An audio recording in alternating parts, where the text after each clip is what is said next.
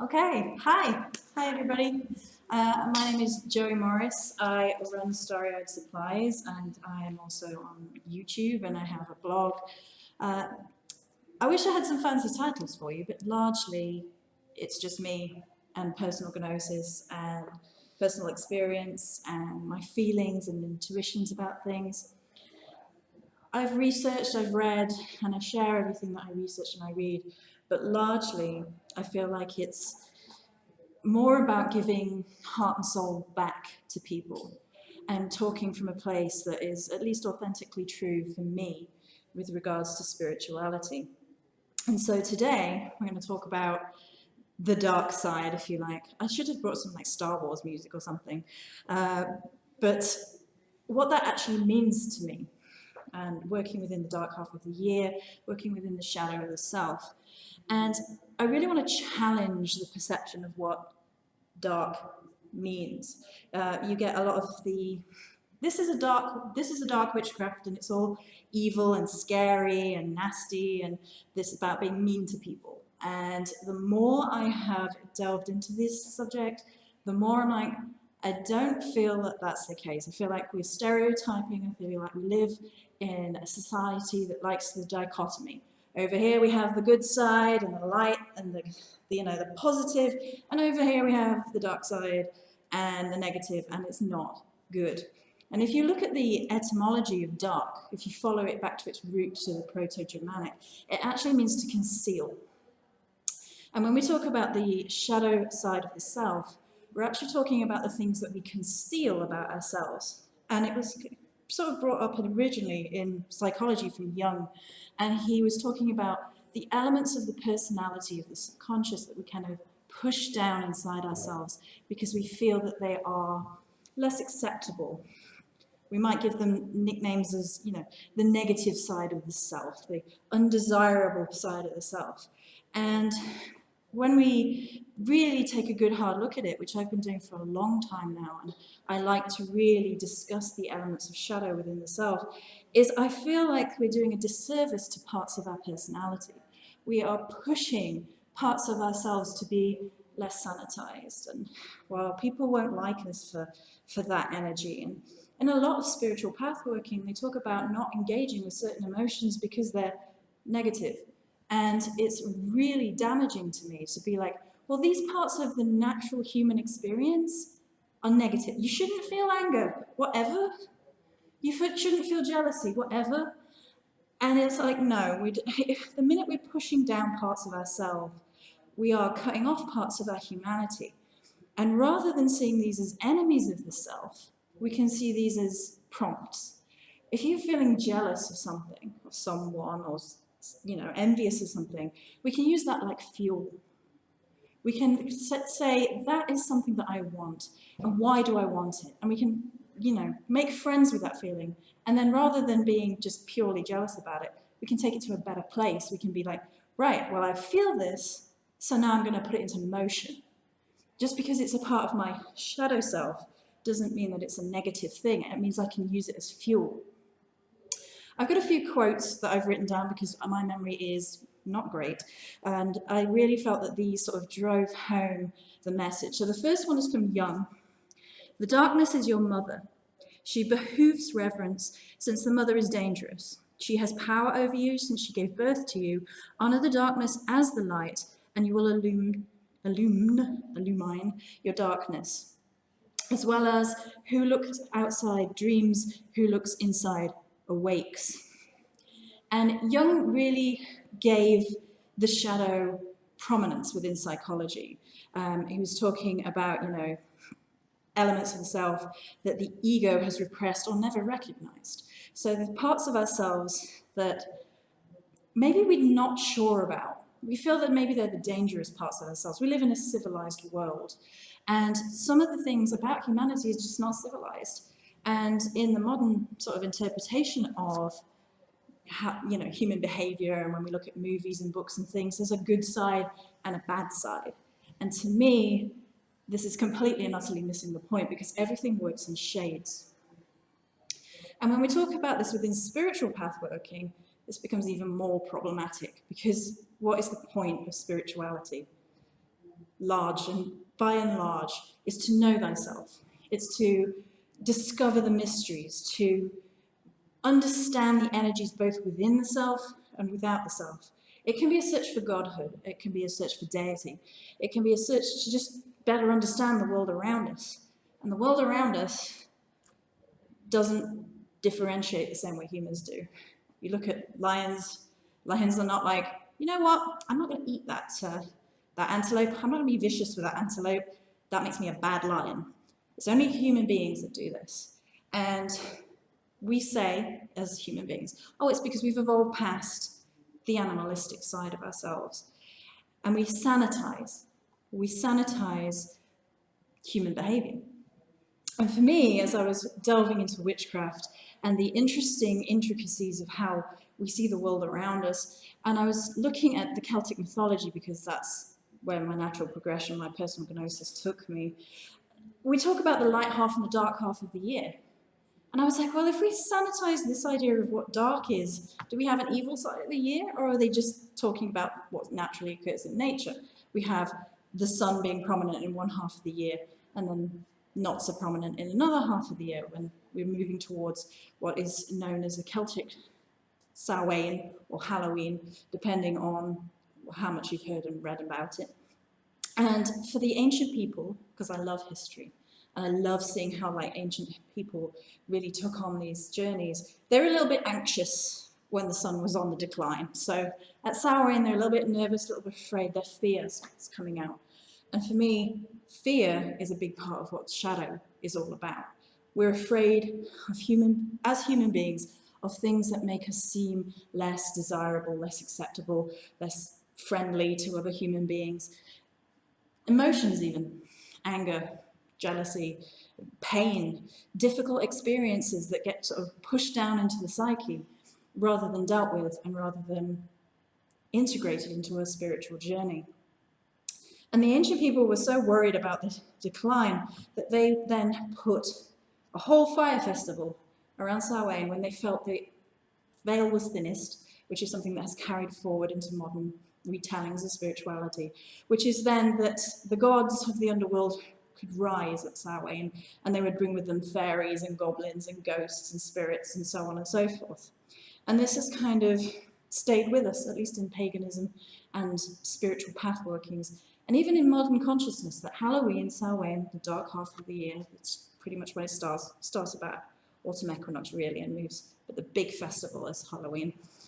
It's still associated with ghosts and scary things and things that go bump in the night, parts of us that tell us something about what we fear as human beings, the shadow side of the self. And when I was talking about coming to the Celtic pantheon, the Celtic personal gnosis, I found out, as I moved through my own personal spirituality, that I felt a connection with the goddess Morrigan. And at first I didn't know very much about the Celtic goddess Morrigan, and because the Celts were one of these groups in history that I just hadn't heard very much about. And when I heard about the goddess Morrigan, the overall perception of her was negative. It was, she's a goddess of war and death, and it's not somebody that you want to be involved with because it's going to take you down a dark road. And the minute anyone tells me, well, you shouldn't be doing something, I'm like, right, we're doing it. We're going to find out what this is all about, because the minute somebody is telling me this is something you should not be doing, I'm immediately suspicious as to why somebody is telling me I shouldn't be doing it. I mean, don't get me wrong, if someone tells me not to stick my hand in the fire, I'm probably on board with that. But when it's in terms of spirituality, that always makes me wonder and ponder, because nobody really has a right to tell you how you should or should not live your life, how you should and should not engage with spirituality. I don't believe in dichotomy within spiritual pathworking and empowerment of self. And I really don't believe in people telling you, you cannot, you should not, you will not feel, experience, or grow by any particular pattern, by any particular way of life. And Morrigan, for me, was so caught up with the idea of Samhain. A lot of her mythology ties into this time of the year. And that's where it began for me, looking at this goddess who was all about empowerment for me. when other people were telling me, well, I'm not sure you should be engaging with Morrigan. Maybe she's not a good goddess. Maybe she's, all tied up with death. Shouldn't we be afraid of death? Shouldn't we not be engaging with his energies? Won't it lead us to an early death, maybe? I've heard quite a few different strange analyses of a goddess who is just fully in power of herself, fully in charge of herself, fully in touch with her sovereignty. So the Celts saw the Samhain Halloween energies as otherworldly. They saw it as a life-death balance. And so their big battles were often said to be fought around this time of year. Magdalene is being one of them. I'm probably butchering the pronunciation because Irish pronunciations always drive me crazy. And Morrigan always appears at these times as well, whether it be in prophecy and talking to the heroes that are involved at that time of year. And it gives it that otherworldly vibe. It gives it that emphasis that this is the balance between life and death. And in the Descendas, she's said to have come together with, sometimes described as being her husband, which is the Dagda. And the Dagda is a god of life. Sometimes described as a giant, sometimes described as a man. It's all a bit in the flux with Celtic mythology. Sometimes they describe them as men, sometimes they describe them as giants, sometimes they describe them as gods. But he was a figure of life, a figure of sexuality and fertility, and the coming together with a death goddess, Samhain, is something that seemed very, very confusing to a lot of people. Like, why would she be married to this jovial, full of life character when she is a phantom? She's a phantom queen, and she's to do with death energies and shadow energies and darkness energies. And because I think, for me, at least, which is my interpretation of this, that at that point in the year, there was a coming together of life and death. So it was the moment of those energies meeting and being in balance. And that to me is a really interesting and important story within the Celtic mythology, because it shows that we can find balance within all things and all moments of time. We can find balance to empower ourselves through the energies of both life and death. These coming together in spirituality, which, for me at least, shows the importance of balance. A lot of spirituality and a lot of spiritual paths tell us that we have to be lighter than light, brighter than bright. We have to be good. And if we are good, then we ascend, then we get into heaven, then people will like us or whatever it might be. But for me, the truth of spirituality is dealing with the difficult issues that we've all been through. I've not met many people who come on a spiritual journey who haven't been through some kind of trauma, who haven't been through some kind of pain, and they're haunted by it. They're haunted by the difficulties that really we don't talk about in terms of spirituality. And these are some of the things that I do talk about as much as I can, because I don't need any more watered down spirituality telling me to be good. I want people to feel like they're not alone, to feel like they're not weird, they're not odd, they're not off the ball, they're not unacceptable, they're not outside of a box just because they've been through difficult situations, just because they've been through trauma, just because they've been through situations which to outside people just can't understand it. If you haven't been through certain situations, then it's difficult to empathize with people who have, people who feel that they've been broken at some point. And the shadow self, as I was describing it to you, is often built from trauma, from difficulty, from pain. And these are things that people don't want to talk about because they're difficult, because it's not easy to sit and talk to another individual, or even in general, about the difficulties that we've all been through, the pain, the memories, being haunted by things, and not feeling whole in some way, not feeling that we're enough in some way. I talk a bit at times about the cult of not belonging, which I think is one big shadow that follows many of us around, that we feel like we don't belong.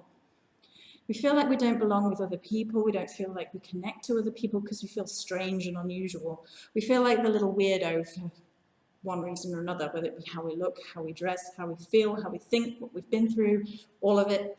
I think a lot of this builds into our shadow selves, and it's that little voice nagging at the back of us saying, we can't.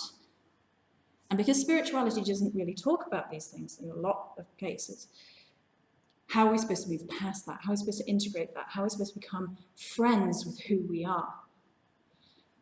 And for me, talking about shadow and the dark side and making it out to be evil, making it out to be somehow negative, is a real disservice to people who are coming to spirituality to better understand, to better cope, and to better be part of a collective, better reach out to people. In so much as to be understood, at least to offer empathy, at least to reach out to our fellow human being. Spirituality can sometimes get a little bit toxic, especially when people only focus on one or the other. I don't believe in focusing solely on the light side of spirituality, and even though this is a talk about the little bit more of the darker side of spirituality, I don't believe in focusing purely on that. Spiritual circles can get a little bit competitive, a little bit difficult, and a little bit like there is a lack of understanding and a lack of wanting to understand each other. Glad somebody said it. Hmm? I'm glad somebody said it. You just smell up in your ego. And there is a one-upmanship. And this egotistical stuff that comes into spirituality, wearing things as labels. If I have a spiritual label, then I'll fit in. And that's not really dealing with the underlying issue, which is I don't feel like I fit in. It's, if I be this, if I put this label on something, if I'm suddenly darker or scarier or lighter and fluffier, then I'll fit in, then I'll belong. And for me, that's not dealing with and not empowering yourself. It's not really spiritual, it's just a little bit left field of the fashion labels that we wear for whatever reason, or the career labels that we wear for whatever reason. It's just taking on different labels and calling it spiritual. Yeah, it's a mask. And for me, masks are a really important part of shadow work, of spirituality. You will hear light workers or people who like to say that they are purely light workers say that masks are always bad. Yeah. And for me, masks aren't necessarily bad. We can wear a mask and we can learn about ourselves through doing so, as long as we don't lose ourselves in the process of doing it. We can look through the eyes of a mask and say, how do I look at the world when I wear this part of myself? So for me, dealing with the shadow self is sometimes about wearing that shadow. You'll have people who tell you that, well, if you just focus on the light side of things, if you just get rid of this part of yourself, then you will elevate, you'll grow, you'll be a better individual. And I don't believe in that at all. I'm like, no. Sometimes we need to sit with it. We need to sit with the shadow that we're dealing with and we're facing. We need to understand the shadow that we're dealing with and we're facing. And only we can really do that. This is not in place of counselling when that is needed, of course, which is something else. When you require assistance from a professional, then always seek it. But wearing the shadow and sitting with the shadow within a safe space means to better understand an element of ourselves. It means not being ashamed to feel the feelings which some people tell us are beneath us. Some people tell us they're low vibration, they're not good. And for me, that's not full spirituality. It's ignoring part of the human experience. It's ignoring parts of the human psyche rather than embracing all elements of the human psyche. We're here. Yeah. When you deny something, the bigger it gets. Yeah, absolutely. Or you pretend you didn't have an ego. Absolutely. Yeah, absolutely. And we have to embrace those parts of ourselves. And this is why I talk about wearing it as a mask. Like really, really sitting with it and really, really digging into it for a little while. And this is why I tell people if something hurts and you need to cry and you need to scream and you need to, vent somewhere and get angry about it, then do it. You're not going to stop yourself from elevation. You're not going to stop yourself from growth by feeling natural human emotions. Don't sit there till the point where you get poisoned by it and you have to give yourself a limit of, okay, I've wallowed for a bit now and I need to push past it. And what is the lesson in this experience? And what is it telling me? You have to analyze it as well, not just sit with it. But to completely ignore it and cut it off like it's not part of the human psyche, the human experience, to me is a complete imbalance. It's a complete misunderstanding of what it means to be a spiritual being. Because to focus only on one side or the other, whether it be light or dark, is creating a dichotomy that to me shouldn't exist. It really shouldn't exist. It should be about humans, about human experience, about putting meaning into every element of our lives, and not just one or the other. And it's interesting to me that we talk about shadow work in terms of doing it in the dark half of the year, and it tends to get to be one of these things that's just expected. Well, it's Halloween or Samhain, so now it's time to do some shadow work. And this is something in pagan circles, spiritual circles, that gets accepted. And I always try and tell people, you don't have to do anything at any given point of time just because everybody else is doing it.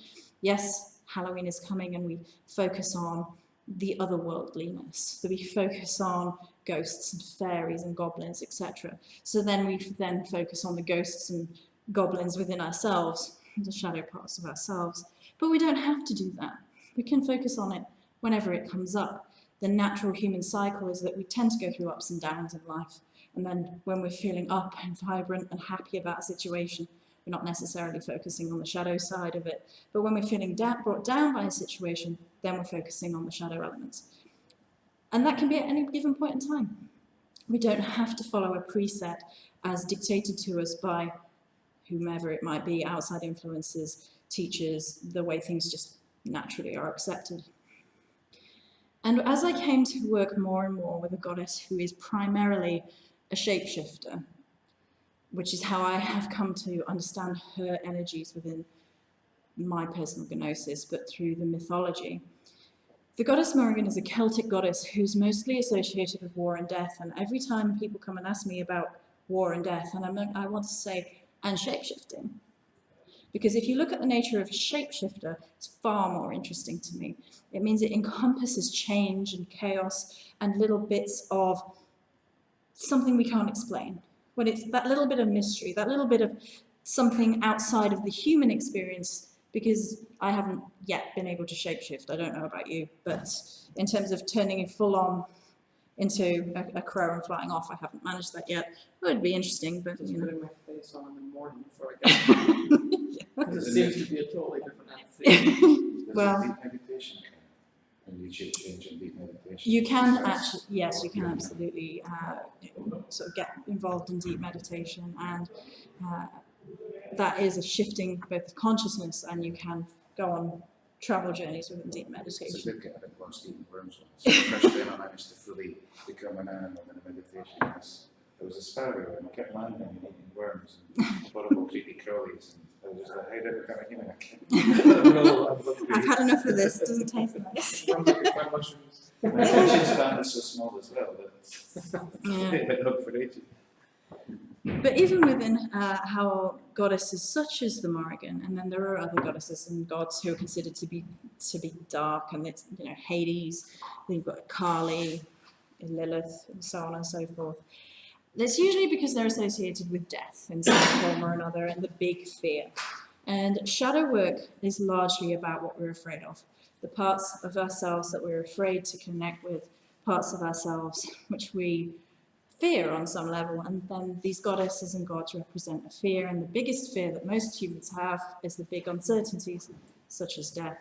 And we're focusing on those around the Samhain because that's what naturally comes up, ancestors and ghosts. That's how we have evolved as people to associate these things, that otherworldly quality we were talking about earlier, is associated at this time of year.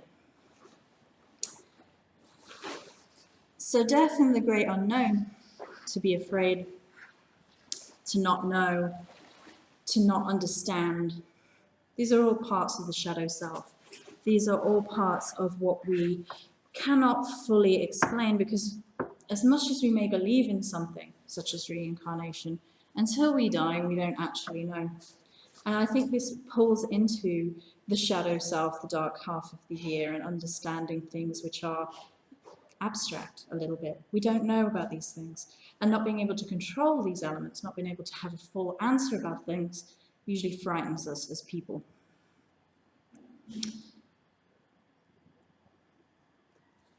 So, how can we then empower ourselves with the lessons of Dark Goddess, dark half of the year, things which are difficult to know and understand. We start empowering ourselves by realizing that we don't need to control every element of ourselves. We don't need to say that every part of ourselves is easy, is acceptable, is light, I guess. A lot of people want to be loved, they want to be accepted. And they don't know how to then empower themselves through. And for me, I say it's usually a largely personal perspective of empowerment. It's about making friends with the shadow self. It's about not judging who we are and what we've been through, and not arguing with ourselves, not putting ourselves down, not hiding, not concealing who we truly are, but rather making friends with the different elements of ourselves. This can be done in a number of different ways. Some through a more psychological perspective, some through a more spiritual perspective, and some through meditation, ritual, and magical perspective. That, again, is largely personal. But how would I do it? Because I can talk about my personal gnosis more easily and with a little bit more freedom. So I like the idea of "you were once wild, don't let them tame you" from Isadora Duncan. And the shadow side of the self sometimes is the little bit more animalistic side of the self, the id from psychology. Sometimes it brings up the animalistic desires and so on and so forth. And I like the idea that we shouldn't have to tame who we are as individuals, that we shouldn't have to sanitize who we are as individuals. That to me is empowering the self, getting back to the dark elements of the personality, which some people have told us are wrong. And, you know, they're not the greatest, they're not what we really should be showing to the world, perhaps. And for me, I think we should reclaim them. I think we should make friends with them, but we should also be proud of these elements of ourselves. Sometimes anger is the right choice. Sometimes social change comes about as a result of people being angry enough to get off their backsides and do something about injustice. Sometimes jealousy is the right choice, because ultimately it leads us to grow. It leads us to, again, get off our arse and go get it what it is that we're jealous of and what we want. It makes us look at ourselves and say, why do I feel lacking? Why do I feel jealous? How do I then become who I want to be? How do I shift this energy and become who it is that I want to be? And for me, it's about also moving past fear. I think fear is the big one when it comes to the shadow side. We're afraid of what people will think. We're afraid of who we are on some level. We're afraid of these negative emotions. We're afraid of the shadow side of the self. And so really becoming friends with that, empowering ourselves through that, moving past the fear is the only real answer. There's no courage without it. Yeah, exactly. I love that Game of Thrones one. I love that. And yeah, like they say in Game of Thrones, you know, the only time a man can be brave is when he's afraid, because it's understanding that it's necessary to the human condition. It's understanding that we need it. And sometimes it's very easy to push past it rather than, you know, we can push past it because we've been telling ourselves that we're afraid. And we're afraid of something because we're afraid of someone might think, and then we can easily move past that. Some fears are a little bit more deeply entrenched, and it takes a little bit more time and a little bit more analysis as to why it might be. It might be tied up in that trauma that we talked about that often gives rise to the shadow self, the difficult experiences which people don't fully understand. But fear is useful, and shadow side of self is useful. And that growth, that real change that can be brought about through our lives is worth engaging with that fear.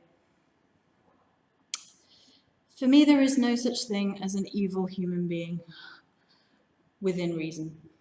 Obviously, you do have the far end of the spectrum with your psychopaths and things, but generally speaking, in terms of humanity, there is no such thing as an evil human being. There are shades of people put in situations where they make decisions for better or worse. The people who justify situations and their opinions for better or worse. And usually the answer to overcoming these elements is education and empathy and learning to connect with the viewpoints of other people. Working with shadow, for me, is perhaps one of the most empathetic things we can do to learn to understand other people. Because when we become to understand our own fear and the own parts of ourselves which cause us to act out or act badly or, act hostile towards other people, then we can start to understand other people's behaviors and actions too, and at least offer a measure of sympathy and empathy. So for me, empowerment for both us and for other people through our spirituality often comes from a place of darkness. And when we've learned that darkness and light can be in balance, then we start to truly empower who we are. And I think I will stop there and offer any questions if anyone has anything to ask. No? I was thinking anger can keep you warm. Anger can keep you alive. And your negative emotions, you can channel them to kill pain and fight disease. Absolutely. I think anger can often be akin to like fire energy. It's entirely what you do with it. Anger can be used as a fuel. Yeah, it can be used as a motivation, or it can be a wildfire and get all out of control. And Then it becomes a boiler explosion. Yeah. You're just all awash with anger. Absolutely. Where you shouldn't be directed. Absolutely. When people aren't afraid to face their anger, that doesn't happen. Yeah. Exactly. I think the problem with fear is the expectation. Fear of the fear. Yeah. And even just as a base quote like that, it can be almost cliche. It borders on romanticism after a little bit. But I think that what a lot of people find is that the things that typically we do fear, just for example, my talk earlier today, my nerves were just first time I've talked in a while. And yeah, when you get started, you realize it's not actually that bad. And I think that's the case with the majority of fear, is that once we actually cross that threshold, we realize it's not that bad. And I think it's our expectation and that we build up the monster within that really doesn't exist. We create the boogeyman, so to speak. Society tries to insulate us from fears and tries to protect us from, all the way up to where we go in that box. So then, because we're not facing their fears in this nanny state thing, people don't know how to be brave anymore. But maybe they don't want people to be brave. They don't want people to get angry and challenge things that they see as wrong. Yeah, I honestly feel that there's a vested interest in people not engaging with things that make them angry and sad. Keep everybody sanitized and Like debate. Yeah, keep everyone sanitized and nobody rebels and fights back. There's definitely a institutionalized kind of sanitization. Look how they behave, with pigs and all sorts. But then you look at some people who really went through shit in their lives, and they're the nicest people you'll ever meet. Yeah, absolutely. It's also a necessity for chaos.